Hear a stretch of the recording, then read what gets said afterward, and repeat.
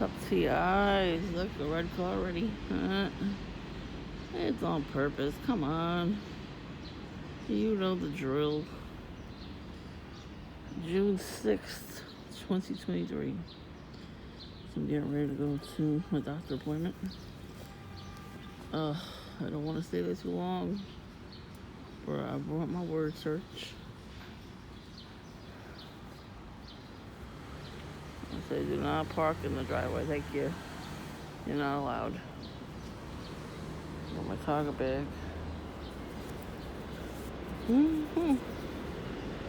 Brought my camouflage. So, yesterday with Pepsi Smurf Perp. That's what I call him now. I don't know what to call him. But I saw him last summer, all summer, every single day. I wouldn't go up there. They even had a fire truck ambulance, a fire department ambulance, pull up to the corner as I got there. And then he gave them a signal and they gave him a signal, you know. So, but these perps, they only do stuff to me if there's nobody in Dunkin'. You know, if somebody's in Dunkin', and the place was packed, like I tell you, packed with people. And there was a lot of families, you know, little kids. He's not gonna do shit when there's people there. They want me by myself to disturb my peace. So they weren't having it that day. I kind of had a feeling I was gonna see him in particular because I kept getting like a weird vibe. Even the day before, I was like, something's coming up. Like I feel it, you know, you get butterflies in your stomach. Yeah, that's the gut feeling. Even that day that I felt those feelings, the same day actually, I felt it again. And then my stomach hurt for like a couple hours. So, you know, both of those things coincide with each other too. Even if my food that I ate that day wasn't good, I would have still got sick because, you know, perps are demons. So, you know, demons make your stomach churn. Yeah, of course, I had to start working right now. It's like they were quiet a minute ago. Anyway, so I get up to the corner and I see a guy at the other side wearing those work vests, and he looked like that guy. So like, why does he look like him? Like, that's a little bit suspicious. That's a doppelganger. They always do that. They send doppelgangers. Usually they only send doppelgangers, and you know, you don't see the person again. I was like, yeah, you know, I have a feeling I'm going to see him again. Okay, I don't know. I just had it in my head I was going to see him again. And then I saw him.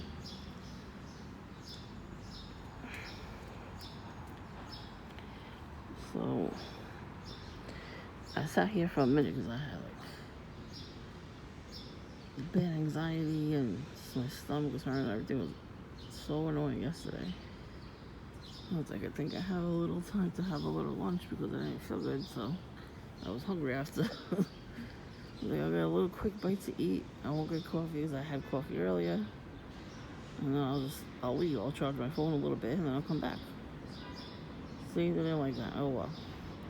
That's what I'm saying. Oh well. They don't like it. Fuck off. Anyway, what I was trying to say was... So while I was sitting here, calming down, you know, I'm like, let me just get calm before I go over there and punch them out. Because I don't want to punch people out.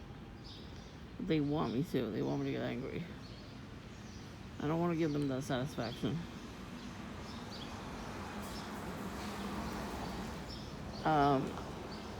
So I'm sitting here and I see two guys who are walking past. One of them has his hands in his pocket. And he's acting a little, he's not walking like normal people walk. They just walk, you know, they just go.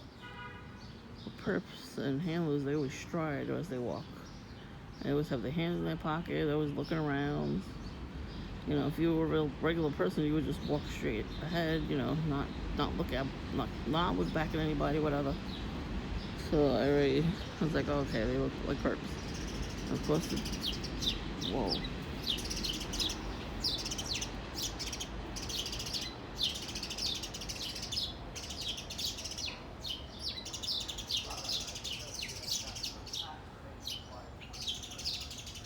Oh, whoa, there's 3. Cool. What the heck? Anyways, doesn't matter if I show my address or not. The person know where I live, so who cares? Right, you know what I mean? I mean, those 2 handlers knew who I was, so they looked at me first. That too, like, the way they looked at me too before they kept walking. I was like, yeah, those are handlers. The baby blue thing, you know, everybody's got to copy my style. It's out of the wash, the baby blue jacket. I might wear it. Next time it's chilly. This was a little long anyway, this jacket, but I'm only wearing this because I was washing the other one. Anyway, you know, I gotta show it off. I said, when am I gonna wear this thing? And I washed them, this one and the other one. I wore them back to back. I want to fucking spill something on it, of course, but I used Dawn on the spot, and then I just rolled it. I left it for a couple days so I could wash it. And that works, you know, Dawn takes all the stains out, but you have to do it right away. You take off the shirt before you know, go to bed. You put the Dawn on it. Sometimes you can just rub it in the stain and it works too. And roll your shirt up or fold it, whatever, and then leave it like somewhere, not too long. You're like 2 or 3 days, and then you wash it with your regular clothes, and it comes out. Sometimes it doesn't, and then you have to buy a new one. But other than that, the one usually works really well. You don't even need a lot of it either. So, I kind of, back to the story. Oh, here comes Joey Smurf's wife and son.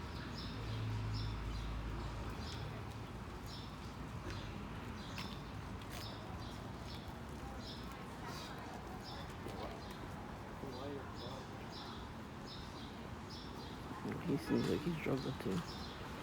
Poor kid. Oh, come on. I was going to tell you a story about the psych ward. Is this my cab already? Yeah, I think so. Maybe. I don't know. It's parking across the street, so maybe not. So, I was watching a video yesterday. So when I saw, never mind, when I saw the guy at the corner, I was at the top step. And I looked around and I saw him. And I was like, the fuck? And they were right there, the 2 handlers were talking to him. Look how he's parking this guy. That's not how you park. Anyway, the 2 guys that I knew were handlers confirmed it when I saw them talking to him. So they were standing by the tree where Verizon Booty Bandit usually sits. And they were talking to him, and he looked over nervously, and he was going to say something or do something. They were going to tell him to do something. And I'm like, hey, it's my friend. He looked at them, nervous. They looked at me like they couldn't believe I said that. Yeah, I see their face too. They were like, are you fucking kidding? Like, we were about to say something to you, bitch. He got nervous, and he didn't know what to do. He was looking around. So then I go into Dunkin', and I get something to eat and water. Just drink water, calm down, and everything. He walks past Dunkin', looks at me, sees that the whole place is full of people, and then he keeps walking. He kept going and going and going all the way down the block. So I think he does live in that house with no address on it. Definitely. He's probably roommates with John. I would not be surprised, actually. I think that was my car service. I'm gonna check to see if they're on their way. So, I could call them, see if they're on their way anyway. But,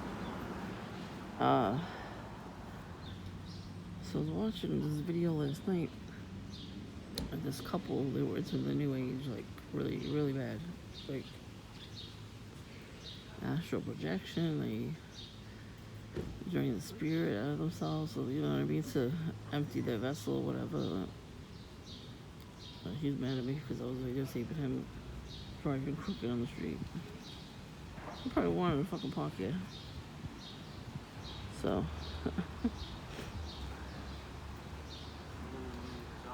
So. And they had like, it was really, really bad for this couple. And they were way into, like, way, over their heads. And he was doing drugs too to bring out the demons, to talk to them, all this shit they're not supposed to be doing. All kinds of drugs. So it winds up, she became a Christian first, before him. She started praying with him.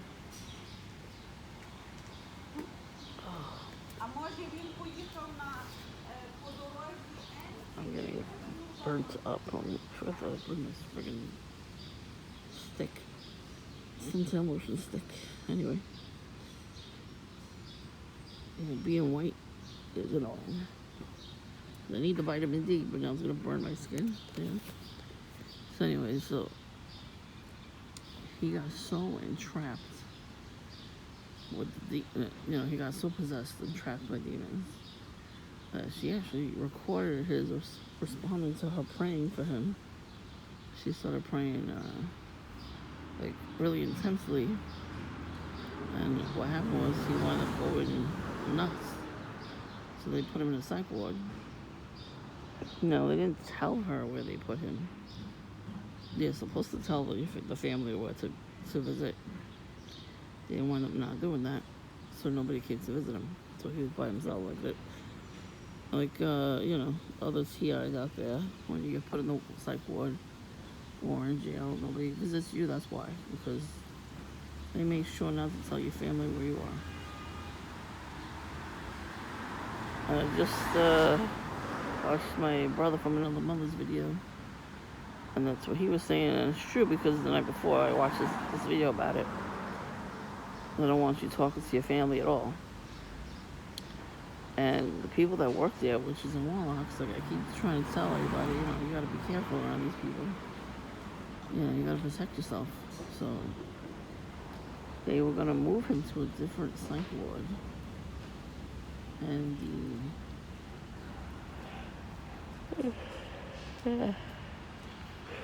the night staff at that psych ward gave him something to eat, like a piece of toast with something in it. Just like witchy poo left on my windowsill was toast. All types of bread. She wanted me to be under a spell too. I tell you, this shit's real, believe me, because it's real. So they gave him a piece of toast with something. They said it was like a snack, like a midnight snack or something. He didn't want to eat it, so he pretended to eat it. I forgot what he did with it, but he pretended to eat it. But he wound up, and I don't know if he smelled it or something, because he passed out. And so the nighttime people, the nighttime shift nurses and what have you, they did that to him. They took him to a different place. I forgot where they took him, but they took him to the place, and they started doing spells on him, like bad spells. They were trying to, I guess they were trying to kill him or make him go insane and try to kill himself or something. I don't know what it was. I forgot exactly what it was. But they were all gathered together in the room around him, and they started doing witchcraft on him. And in his brain, he remembered the prayer that he knew from childhood. It just started, it flooded back to him. And he kept saying prayers and prayers and prayers and prayers, saying the name Jesus Christ, help me, Jesus Christ, help me, and stuff like that. And then all of a sudden, they stopped what they were doing. They're like, what the hell? We can't, this is not working. What are we doing? Like, they kept trying to do it more, and it wasn't working. So they brought him back to his room, and his wife came to visit, and she said she was praying for him, and the whole congregation of their church was praying for him. So that's how he got saved. So when I tell you witches and warlocks are in these hospitals and psych wards, believe me. I literally saw a movie like that. I can't see the name of the movie on here, but this woman was giving birth. I think she was a single mother. And this is what they do, because this is why they want women to be single mothers. Because it's easier access to the children, to indoctrinate them. So push behind. You know, if there's no husband in the picture, men are, considered the stronger, people, because, they could tell the people, no, get away from us or whatever, they're protectors. So she gives birth, and the nurse, not all of them in the room were doing it. Just this one nurse, she goes, "Oh, we gotta take your baby out. Something's wrong with it." And there was nothing wrong with the baby. It was crying, naturally, like it was supposed to. The doctor in there met her a couple minutes later, and all the other nurses cleaned her up and whatnot, what have you. So she was waiting for the baby to come back, and this was like 10 minutes between them taking the baby away and bringing it back. So they took it and brought it to the basement in the morgue. They put the baby on the table, put a necklace of teeth, made of teeth, on around the baby. The one tooth was like the snake teeth, the crocodile teeth, human teeth, all mixed together on a necklace. So they put the necklace on the baby. Then I had a snake in the jaw, dead snake in the jaw, and they pricked the baby's hand, I think it was, or leg, something like that, with the snake. Well, they cut the snake open. I forgot what they did, but they used the snake blood and then said a chant over the child. So they did a spell on the child, and then they put everything away quick, and they ran and brought the baby back to the mother. This girl, when she grew up, she was followed by people everywhere. All the people that had demons in them would just start with her in the middle of the street, in the train. She would see things in people, and eventually she got saved, but the devil was trying to come back and get her. But she didn't want to go with him. She didn't want to be like that. The nurse herself wound up adopting her, or raising her. For some reason, the mother wasn't allowed to raise her, so she raised her. And the doctor himself was keeping tabs on her. And they wound up giving her an amulet, when she got older, because they wanted her to be a witch. So, these movies tell us truth a lot all the time.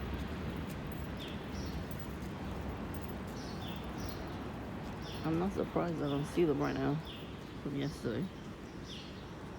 Trying to change the subject because, he was thrown off. What the hell you doing? I threw him off yesterday by calling him my friend.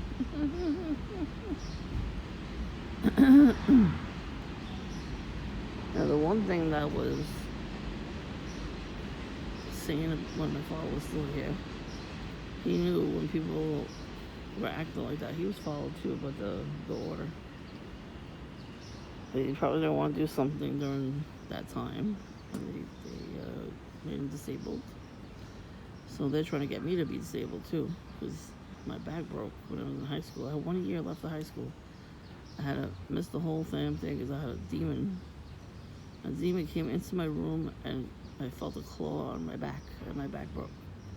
And that was from Erin. And I don't know who else, because Erin's a witch, so I found that out on social media. She's like, "Blessed be," and she had a pentagram, or a pentacle, so she hated my guts too. I mean, because I knew she was a fake and a phony. And I didn't want to be associated with people like that. Wow. So shocking. And I thought I was going to take her back too. Oh, all these fake people, fake friends, and snakes in the grass. I think we're always going to take them back. I don't need friends like that. I'd rather be alone and with nobody than have friends like that. That's not real friends. Like I said, they like to isolate us TIs to not make new friends or have real friends. They send people all the time to us to make friends with us and try to date us and everything. Just to get any kind of little information on us. So I'm about to call this cab service, see if they're coming. I don't want to be late. This is a fucking appointment. I'm going to be there all fucking day. So many people. They're all there for a stupid mammogram. I mean, he has to talk to us, so we gotta get a sonogram. How much more shit do you want to put my tits through?